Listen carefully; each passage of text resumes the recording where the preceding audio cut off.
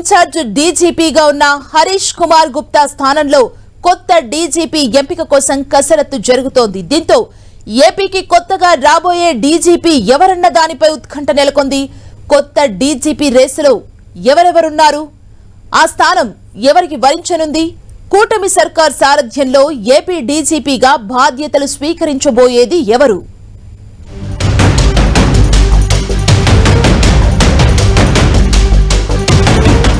ఏపీకి రాబోతున్న కొత్త డీజీపీ,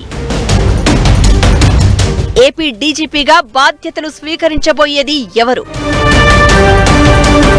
కేంద్రానికి పంపిన లిస్టులో ఎవరు ఉన్నారు? ఏపీకి త్వరలో కొత్త డీజీపీ రాబోతున్నారు. కొత్త డీజీపీ ఎంపికపై ఏపీ ప్రభుత్వం కసరత్తు ప్రారంభించింది. డీజీపీ ఎంపిక కోసం 9 మంది సీనియర్ ఐపీఎస్ అధికారుల పేర్లను కేంద్రానికి పంపింది ఏపీ ప్రభుత్వం. సీనియర్ ఐపీఎస్ అధికారులైన అంజనీ కుమార్, మాదిరెడ్డి ప్రతాప్, హరీష్ కుమార్ గుప్తా, పిఎస్ఆర్ ఆంజనేయులు, రాజేంద్రనాథ్ రెడ్డి, నళిని ప్రభాత్, మహేష్ దీక్షిత్, అమిత్ గార్గ్, పివి సునీల్ కుమార్ పేర్లను కేంద్రానికి పంపింది.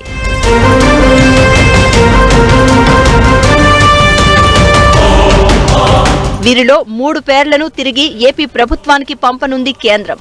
ఇందులో ఒకరిని రాష్ట్ర ప్రభుత్వం ఎంపిక చేయనుంది. అనంతరం డీజీపీ నియామకంపై అధికారిక ప్రకటన చేయనుంది. ప్రస్తుతం పిఎస్ఆర్ ఆంజనేయులు, పివి సునీల్ కుమార్ సస్పెన్షన్లో ఉన్నారు. ఇక కేంద్ర సర్వీసులో మహేష్ దీక్షిత్, అమిత్ గార్గ్ ఉన్నారు. దీంతో రాష్ట్రానికి కొత్త డీజీపీ ఎవరనే ఉత్కంఠ కొనసాగుతోంది.